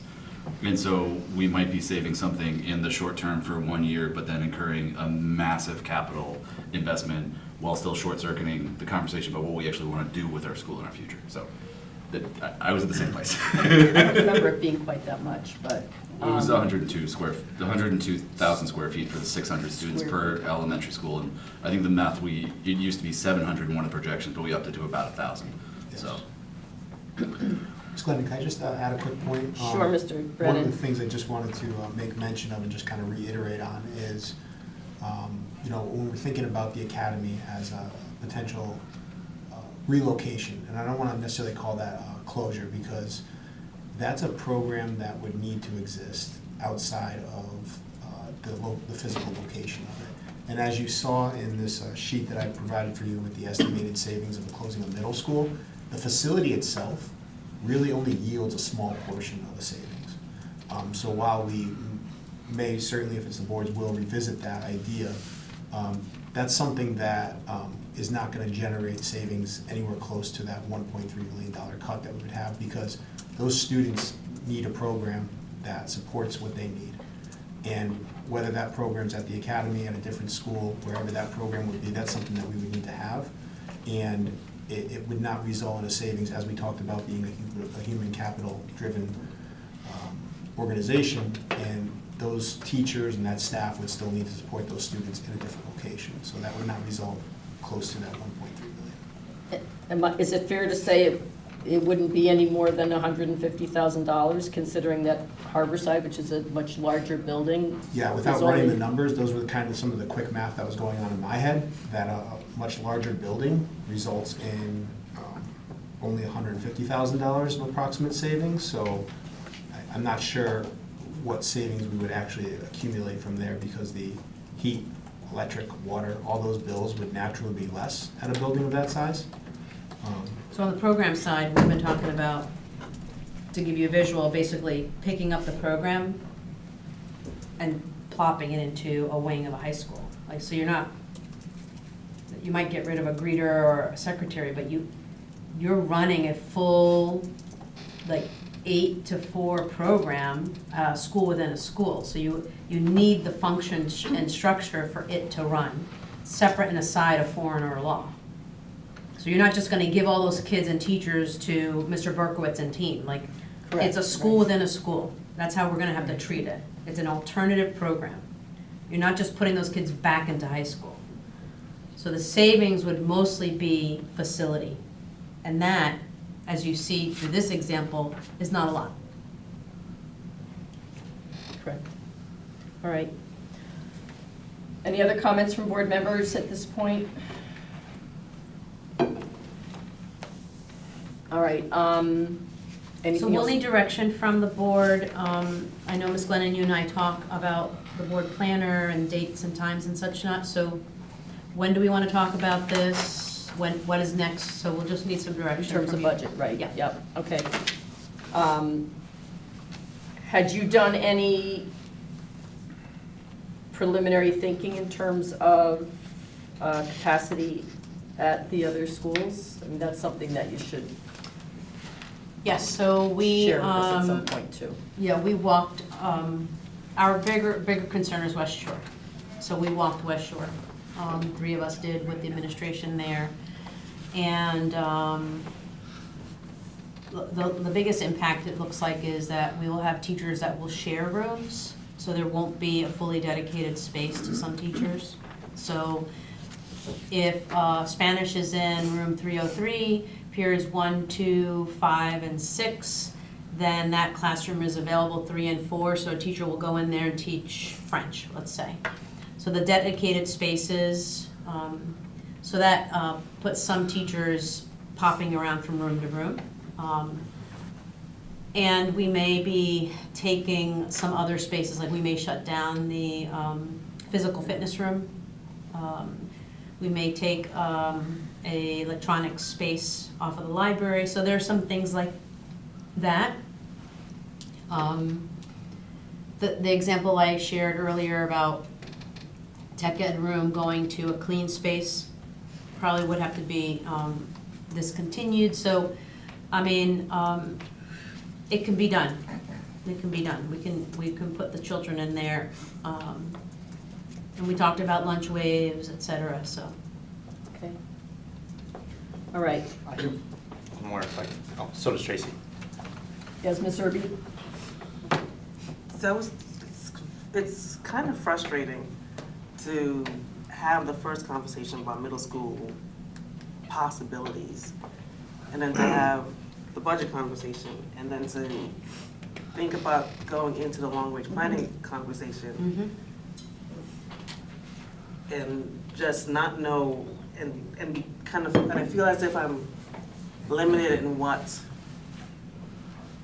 I can do in terms of planning when I'm trying to, it's just very frustrating to be able to work through all of those things and have this In the reduction. background, kind of lingering, Reduction in lurking. back there, trying to figure out what the best thing is for, and to keep positive in mind for all of the students.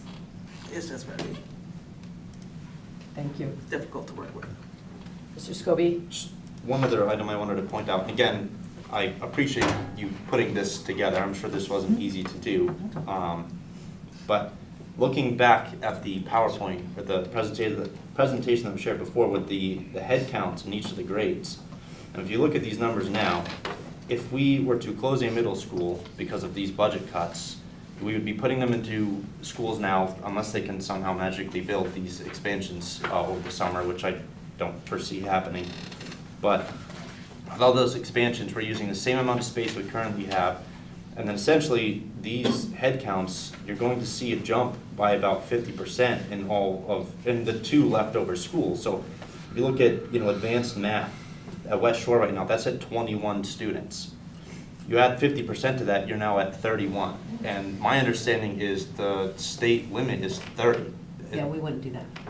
But what would be the, I'm not that you wouldn't do that, but how can we prevent these massive class sizes without bringing over some of the heads from the closed middle school? We would. So sorry if that's a misunderstanding. This is just the estimated number that we would be able to reduce. We're still going to, we would be spreading some Harborside teachers to. Perfect, okay. I'll take it back. Okay. Ms. Doyle? You just said something that I want to, it's, Harborside teachers are coming over, but doesn't mean Harborside, is eliminated. The teachers are spread out among this district. There are Right. going to be some layoffs. Right, But it may not. be the Harborside teachers. All right, so this is why, we'd rather know sooner rather than later, Right. because end of May, a week later, we're required to tell teachers where they're teaching next year, right? So we have timelines we need to hit. Obviously, we'd have to work with MEA, but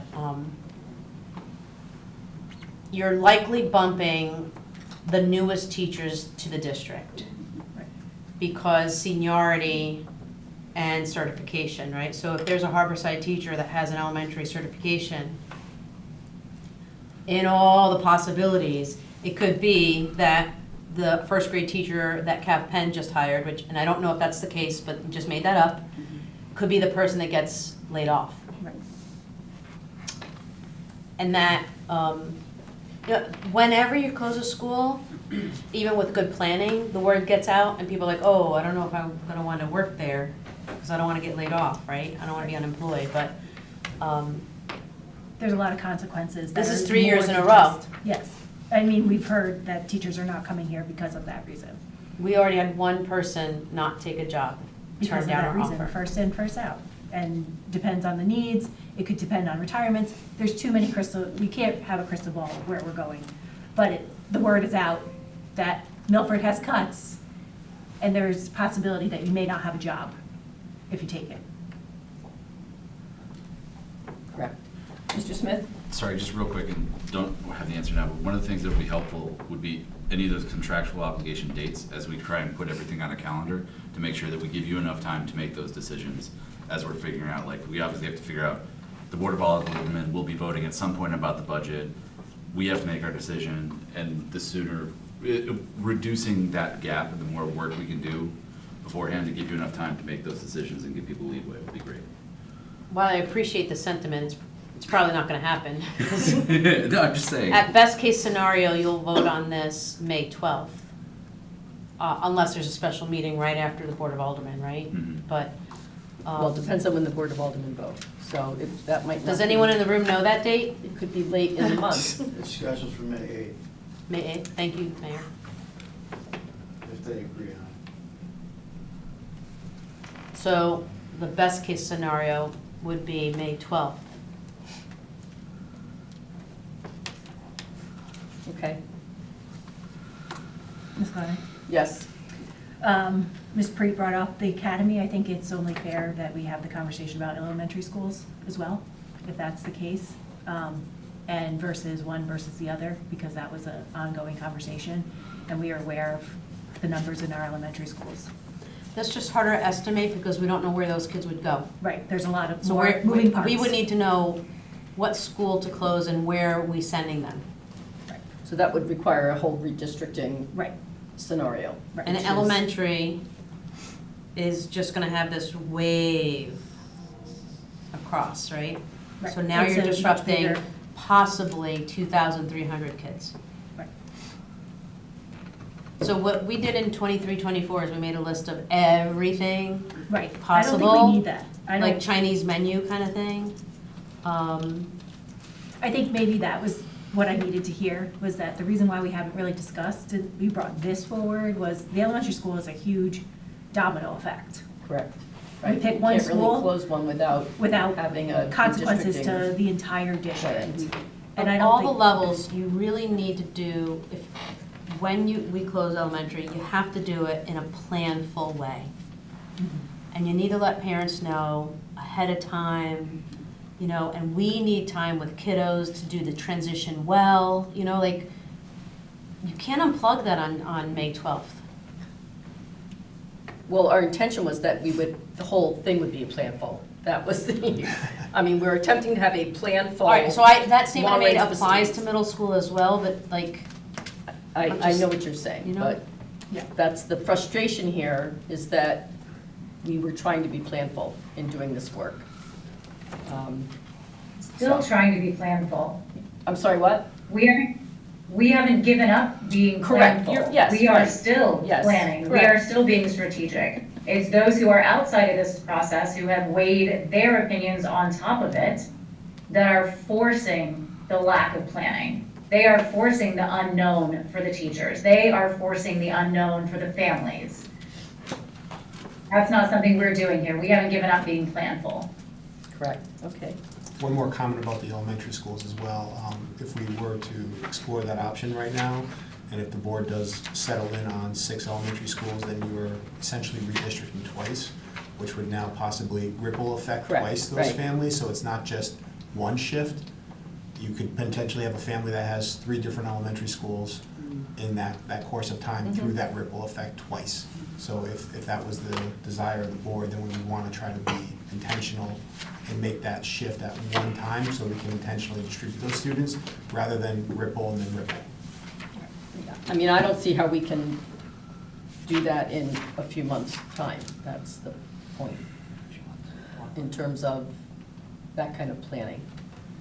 I think we've seen the consequences of that before, and it didn't go over well, Which? closing an elementary school Well, suddenly. that was different because they did a sister school. It didn't involve redistricting the whole district because they did a sister school model. So that was a little different. But Yeah. when we went back to K-5, we had to redistrict at that point. And it was the entire district, almost the entire district, and it was very difficult to do. So this would be different in that it would require a redistricting plan, which again money. it costs money, but it also takes a lot of time, and it's not something that we have right now, so. All right, so anything else on this? I'll work with Dr. Kutaya on some, some of the things that we heard here this evening and a timeline. So we'll move on to which does seem a little bit of a conundrum, but long-range planning facilities next steps. Ms. Preet and Ms. Wolf Boynton and I did meet to try to lay out a time frame for the remaining work based on our last long-range planning workshop. Understanding that we have some regular board action items that are coming up that can't be put off. So we're kind of juggling this with our regular work.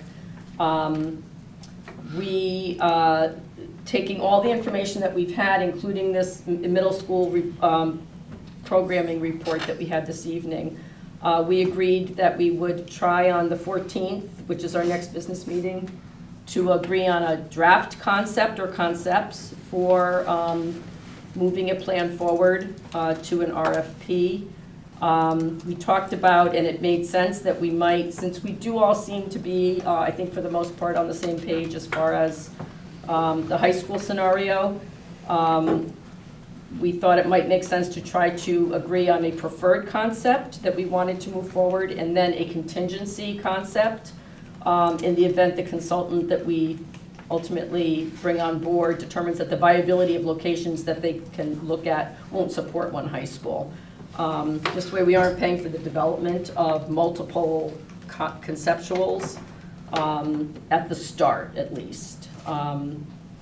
So we were hoping that we might be able to address that on the 14th, and then we talked about having just a good old public hearing for allowing the public another opportunity to weigh in on the scenarios, which could be potentially on the 28th of April. We'd work with the facilitators to develop some clear information for people. Ms. Preet talked about getting out ahead of time some communications to the community and to the schools, so that everybody understands where we're coming from, the work that we've done, and to frame the public hearing, the parameters of the public hearing based on the concept or concepts. And then we hoped to, I've already asked everybody to hold May 5th as a special meeting date. And hopefully we'll be able to formally adopt a plan at that point and direct administration to move forward with an RFP that we will discuss at that meeting as well, the scope and the framework of. And then later in the summer, we would potentially review the proposals to decide on a multidisciplinary firm to bring in to give us some feedback and conceptuals on the scenario that we put forward. So that's the hope of the work going forward. It brings us to a conclusion within our time frame, understanding that we have this other business that we have lurking in the background, as Ms. Irby said. But I think we still need to try to move forward with the long-range planning work. Ms. Wilk-Boynton? I have a question for Mr. Brennan. So at our last meeting, we had talked about the possibility of moving forward with 2 RFPs, right? One that had 3 middle schools, one that had 2 middle schools. That $250,000, that represents what? So I think, if my memory serves me correct, I think it was one One RFP. So it's one with- RFP. Yeah, all embedded in there. So that would be approximations for a scope of work that, I think it's gonna be similar, to be honest, because of the scope of the work. It's really the comprehensive view of it, but once again, that's some preliminary estimates on it that we've, just through some initial research with other districts and architects, just kind of thinking about what that could look like. That number could actually be more depending upon how big we build that RFP. In the situation, so let me back up a sec. The RFP is really gonna be dependent upon how we build that scope of services, right? So depending upon how large it is, because this could be a very comprehensive study, that RFP number, that dollar amount approximation could change drastically. I think that's why we were talking about the possibility of looking at not 2 separate RFPs, but different options embedded within that. Right. So that 250,000 really kind of represents our best guess for a larger scale amount of work, the larger amount of that work. So if that RFP is scaled back, it could potentially go down. But it's also a caution because our work is so specific to our district. So when I was kind of speaking with different districts, there's no one clear scope of services for something like this because every town is unique. So there's some boilerplate language in different areas of the RFP, but the scope of services really kind of, you can write in that area what you're really looking for and get really specific. So it's really kind of hard to pinpoint that number of what that RFP is gonna cost because a few addition of some words could change the number by thousands. So this really is a ballpark. It's a very, very preliminary ballpark estimate. It could be more, it could be less. And I think that's why we were looking at the possibility of, in that one RFP, looking at some potential different options. So depending upon what the board's will is, we can proceed. Sort of like if this, then that. Yeah. If not this, then that. Right. Not my- having to pursue everything, but start here and then go to different places depending on that result. That was my recollection. My recollection from our last meeting was that we kind of, that's the direction we were going in, and then it occurred to me that if we are basically in agreement as to a preferred option, then why would we pay to have a second option also looked at unless the preferred option, that first option can't move forward because of whatever reason, whether it's the viability of, the location or whatever. And it seems as an option to try to lessen the scope a little bit Right. unless we have to, expand. I mean, because they'll know early on if we can't move forward with that one piece, so. Anybody else? So if you could hold those dates. Ms. Doyle? I think we absolutely, as part of all of this conversation, we're saying, is that it's difficult to talk about spending money when we have a big budget cut, but I think we absolutely have to move forward with this work on the RFP.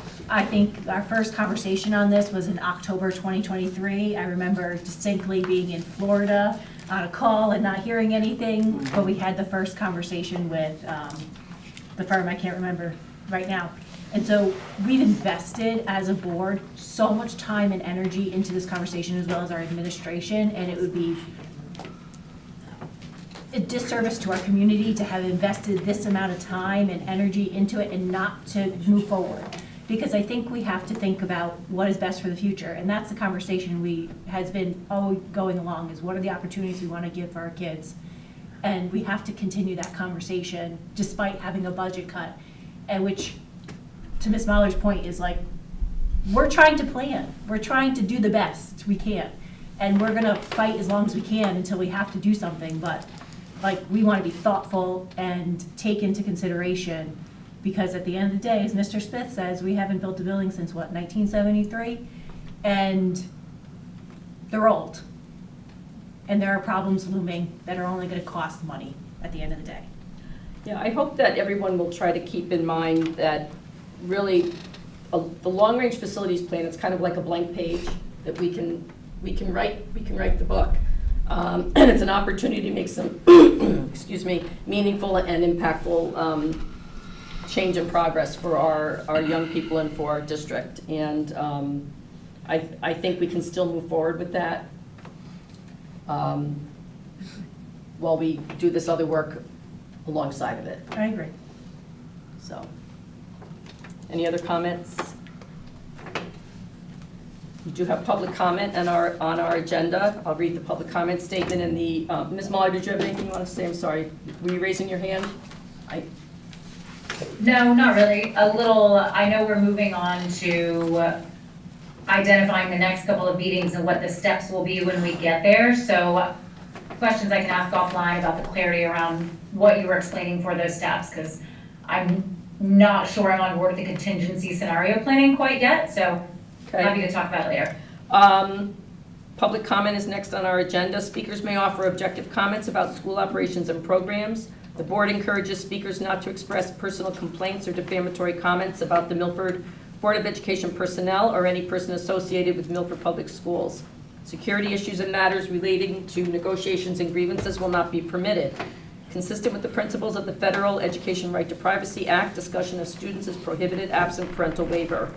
Public comment does not allow for two-way conversation between speakers and the board, but we welcome and appreciate your comments and opinions, and all will be taken into consideration. Please note our meetings are televised and live streamed on YouTube. We ask that you state your name and address for the record and limit your comments to 3 minutes. And public comment tonight is limited to agenda items only. Do we have anybody in the public who'd like to address the board? Yes. Hello, my name is Mary Elizabeth Oak, better known as Emmy. I live at 30 Durina Place here in Milford. I want to say this has been quite a meeting, to say the least.